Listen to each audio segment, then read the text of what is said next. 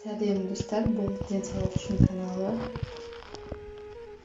Бүгін біздер аяқты қалай емдеу керектігін, аяғымыз ауырса, сырқыраса, қақсап ауырса қалай емдеу керектігін айтатын боламын. Бірінші тазик аласыз, оған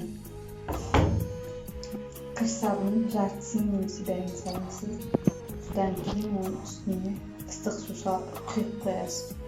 су құясыз. Bir çayник ыстық суды қойып жатырмын. Қайнаған су.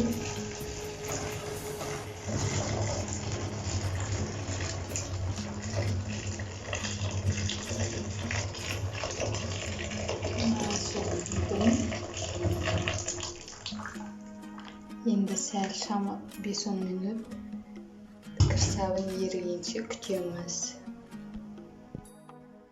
Bir уыс soda salamız. Bir uğuz tuz salamız. Yani iot 10 kaplı şpritspен aldım. 1, 2, 3, 4, 5, 6, 7, 8, 9, 10. Ayağınız қатты кетпейтіндей шамалы жылғаннан соң, ыстығы шамалы басылғаннан кейін аяғыңызды 20 минут салып қойып отырасыз. Бұны түңгілік жатыр алдында істеген жөн.